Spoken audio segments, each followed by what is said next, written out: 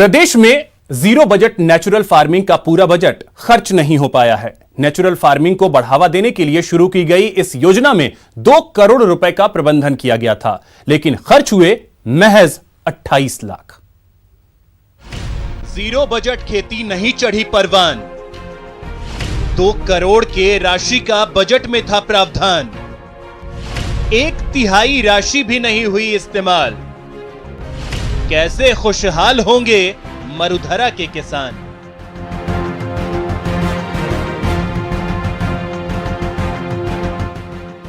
मकसद तो किसानों की खुशहाली का था। प्रदेश में जीरो बजट नेचुरल फार्मिंग को बढ़ावा देने का बाकायदा 2 करोड़ रुपए का बजट में प्रावधान भी किया गया, ताकि प्रदेश के किसान जीरो बजट नेचुरल फार्मिंग का फायदा उठा सकें। लेकिन कृषि विभाग 1 साल में इस राशि को खर्च ही नहीं कर पाया। साल 2019 में जीरो बजट नेचुरल फार्मिंग की योजना बनाई गई थी।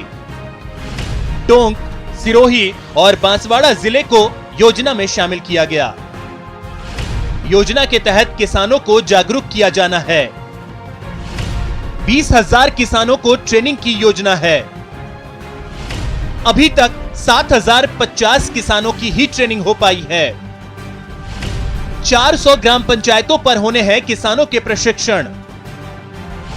अभी तक 141 ग्राम पंचायतों में ही प्रशिक्षण कार्यक्रमों का आयोजन हुआ। तीनों जिलों के 100 किसानों को प्रैक्टिकल और थियोरेटिकल जानकारी दी गई। प्राकृतिक खाद तैयार करने की दी गई जानकारी। 2 करोड़ के बजट में से महज 28,12,000 रुपए की राशि ही खर्च हो पाई। साल 2020 के बजट में 5 करोड़ की राशि का प्रावधान कर दिया गया। नेचुरल फार्मिंग समय की जरूरत है। गहलोत सरकार इसे बढ़ावा देना चाहती है ताकि किसानों के बीच खुशहाली आए, लेकिन ग्राउंड जीरो पर जीरो बजट दम तोड़ रहा है। न्यूज़ 18 के लिए जयपुर से दिनेश शर्मा की रिपोर्ट। प्रदेश में 3 सीटों पर होने वाले राज्यसभा चुनाव के लिए विधानसभा में दाखिल नामांकन पत्रों की जांच हुई, जिसमें चारों प्रत्याशियों के नामांकन पत्र सही पाए गए। चारों प्रत्याशियों ने कुल 13 नामांकन पत्र दाखिल किए थे। अब 18 मार्च को नाम वापस लेने की अंतिम तारीख है। नामांकन पत्रों की जांच के दौरान कांग्रेस की ओर से चिकित्सा मंत्री डॉक्टर रघु शर्मा, मुख्य सचेतक महेश जोशी, उप मुख्य सचेतक महेंद्र चौधरी समेत कांग्रेस के एक प्रत्याशी नीरज रांगी मौजूद रहे। वहीं भाजपा के दोनों प्रत्याशियों के अलावा नेता प्रतिपक्ष गुलाब चंद कटारिया और अन्य नेता मौजूद रहे। इस दौरान चिकित्सा मंत्री डॉक्टर रघु शर्मा ने नेता प्रतिपक्ष और भाजपा के दूसरे प्रत्याशी ओंकार सिंह लखावत से आग्रह किया कि भाजपा के पास दूसरे प्रत्याशी के हिसाब से संख्या बल नहीं है। डॉक्टर रघु शर्मा ने कहा कि राजस्थान की इस तरह की परंपरा नहीं रही है। नॉर्मली नेता प्रतिपक्ष को और जो हमारे चौथे उम्मीदवार के रूप में आदरणीय ओंकार सिंह जी लखावत साहब ने पर्चा भरा है भारतीय जनता पार्टी की तरफ से, मैंने उनको जरूर रिक्वेस्ट किया है कि भी संख्या बल आपके पास है नहीं, और इसमें जो पॉलिटिकल पार्टी के विधायक हैं उनकी स्ट्रेंथ हमारे पक्ष में है। तो ये राजस्थान की परंपरा भी नहीं रही है कि हम बिना बात कोई चुनाव की स्थिति पैदा करें। नामांकन सारे सही पाए गए और हम उम्मीद करके चलते हैं कि भारतीय जनता पार्टी के नेता समझदारी का परिचय दें। स्वास्थ्य मंत्री हमारे रघु शर्मा जी ने उन्हें ऑफर भी दी है कि आप इस बात को समझें कि जो संख्या बल है उसके साथ निर्विरोध चुनाव हो तो ज़्यादा ठीक है। टोंक में चल रहे बजरी के काले कारोबार पर आज एक बार फिर एसआईटी ने छापामार कार्रवाई की। सड़क मार्गों पर छापा मारते हुए एसआईटी ने बजरी से भरे 9 ट्रैक्टर ट्रॉलियों को सीज किया। वहीं कार्रवाई के दौरान सभी ट्रैक्टर ट्रॉलियों के चालक एसआईटी को देख मौके से फरार हो गए। गौरतलब है कि पिछले 1 हफ्ते में पीपलू एसआईटी ने जिले में कई कार्रवाई की है और वाहन जब्त करने के अलावा हजारों टन बजरी भी सीज की गई हैं।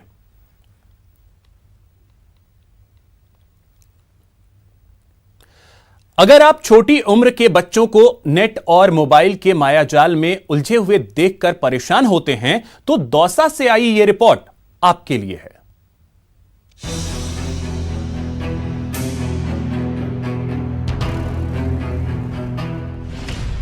सरकार के प्रयास से हो रहा नवाचार, प्रदेश में होगी किताब कल्चर की शुरुआत, पढ़ने लिखने की संस्कृति होगी साकार।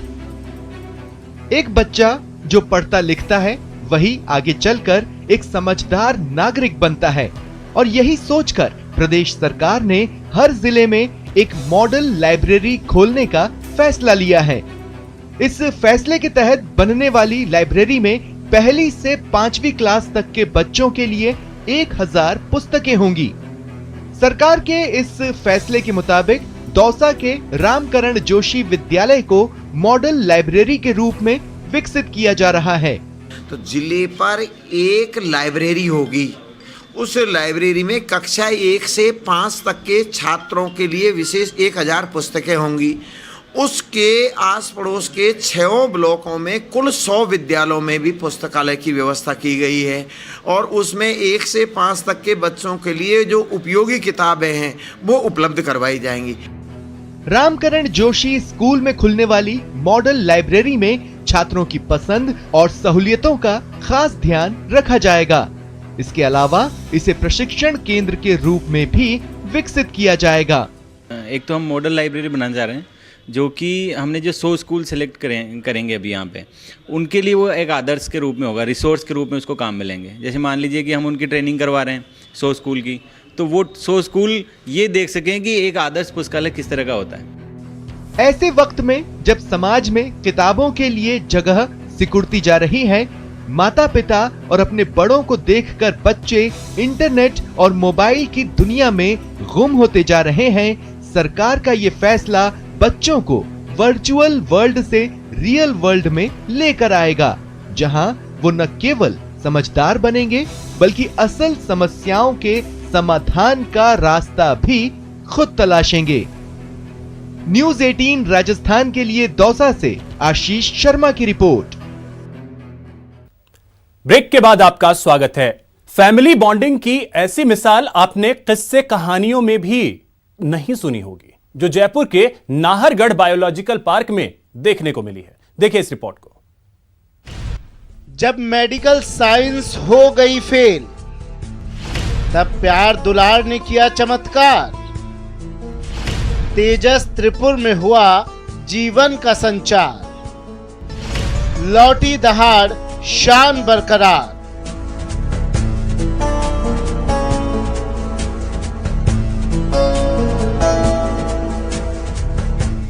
ये अटखेलियां प्रेम और आत्मीयता का प्रदर्शन ही नहीं, बल्कि जीवन की संजीवनी है, जो मुश्किल से मुश्किल समस्या का शर्तिया समाधान है। हर रोग का रामबाण इलाज है। जी हाँ, अटैचमेंट बेस्ड फैमिली थेरेपी से तेजस त्रिपुर अपने पैरों पर दोबारा खड़े हो रहे हैं।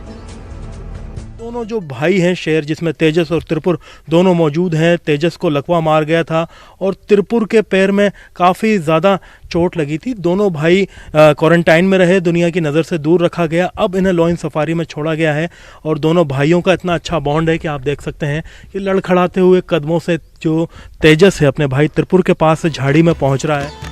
नाहरगढ़ लॉयन सफारी की शान कहे जाने वाले 2 भाई बीमार हो गए। पहले तेजस को शरीर के पिछले हिस्से में लकवा मार गया, जिसके कुछ दिन बाद दूसरे भाई त्रिपुर के पैर में जख्म हो गया। दोनों शेरों का इलाज शुरू हुआ।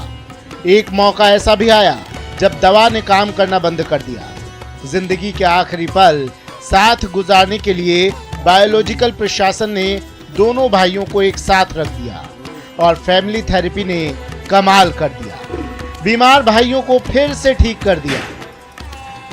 लॉयन अपने आप में एक प्राइड एनिमल है, ग्रुप में रहता है, फैमिली के साथ रहना पसंद करता है। तो इसको बाहर छोड़ने के बाद इसने अपने आप को काफ़ी अंदर सुधारा। जो अंदर हम सोच रहे थे क्या इसकी स्थिति बनेगी, वो इतनी फास्ट इम्प्रूव हुई और इन्होंने 15 दिन के अंदर अपने आप को काफ़ी अच्छा रिकवर कर लिया। 4 महीने पहले जब दोनों शेर बीमार हुए तो सब कहने लगे थे कि ये शेर अब बच नहीं पाएंगे, लेकिन फैमिली बॉन्डिंग ने ऐसा चमत्कार किया कि दुनिया देखती रह गई। इस चमत्कार से मेडिकल साइंस भी हैरान रह गई। सचमुच केयरिंग से बढ़कर कोई दवा नहीं है। न्यूज़ 18 राजस्थान के लिए जयपुर से अरबाज अहमद की रिपोर्ट। प्रदेश में आज शीतला अष्टमी की धूम है। धार्मिक मान्यता के अनुसार शीतला माता का स्वरूप अत्यंत शीतल है, जो रोग दोषों का हरण करने वाली है। आप टीवी स्क्रीन पर 5 तस्वीरें देख रहे हैं। तस्वीरें जयपुर, उदयपुर, कोटा, करौली और भीलवाड़ा की है।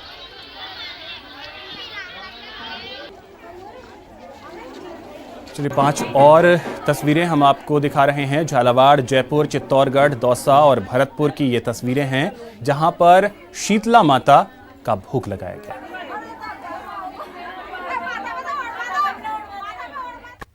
बीकानेर में गणगौर का पर्व परवान चढ़ने लगा है। महिलाओं के लिए गणगौर का पर्व विशेष होता है। होली के बाद से ही गणगौर का पूजन शुरू हो जाता है। आज शीतला अष्टमी पर महिलाएं मंदिरों और पार्कों में पहुंची। वहां से मिट्टी ले जाकर आज महिलाएं गणगौर का पूजन करती हैं। मंदिरों और पार्कों में गणगौर और ईश्वर के रूप में लाया गया। ढोल और नगाड़ों के साथ महिलाओं ने नृत्य कर मां गवरजा की आराधना की। मान्यता के मुताबिक अच्छा वर और सुहाग के लिए महिलाएं और लड़कियां गणगौर पूजन करती हैं।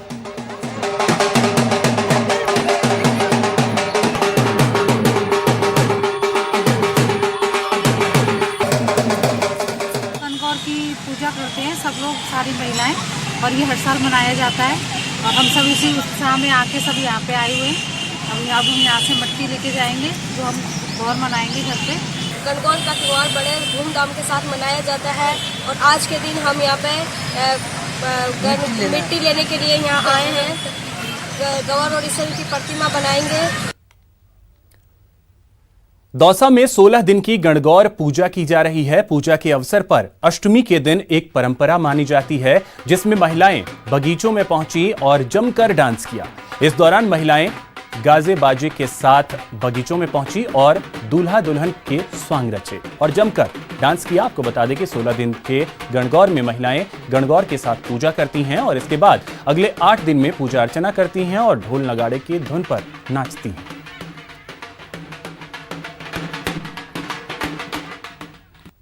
कोटा के संगोद में होली के बाद 300 साल पुराना रियासतकालीन एक अनूठा निहाण लोकोत्सव मनाने की परंपरा है। नहाड़ लोकोत्सव के रंग।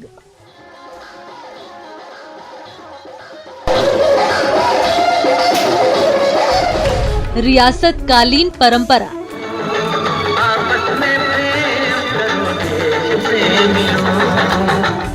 गौरवशाली अतीत की झलक।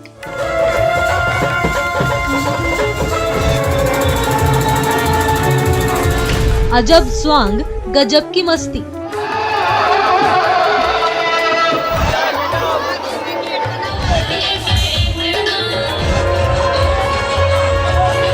जी हाँ, ये आस्था का उत्सव है। ये गौरवशाली अतीत की झलक है। ये 300 साल पुराना रियासतकालीन लोकोत्सव है। ये नहाड़ लोकोत्सव है। होली के बाद कोटा के संगोद में राजा महाराजाओं के जमाने से मनाया जा रहा ये लोकोत्सव आज भी हर्षोल्लास के साथ मनाया जाता है। इसमें पहले भवानी की सवारी निकलती है, फिर शाही सवारी निकलती है, जिसमें बड़ी संख्या में लोग शामिल होते हैं। लोग नाचते हैं और झूमते हैं। कलाकार करतब दिखाते हैं, स्वांग रचते हैं। इस दौरान हर साल अलग अलग जागरूकता संदेश भी दिया जाता है। एक दिन पहले सुबह पूजा कराने जाते हैं बनवानी जी की। उसके बाद शाम को बारह वाले की सवारी होती है। फिर शाम को इसका खाने में वो उत्सव होता है। नहान के अंदर जब भी नहान शुरू होता है तो उसमें भी इस बार हुआ तो कोरोना वायरस का आया था, पिछली वाला कुंभ का दिखाया था, तो इसलिए सब जगह जो सांग आते हैं, नए नए सांग आते हैं। फिलहाल इस बुलेटिन में इतना ही। नमस्कार।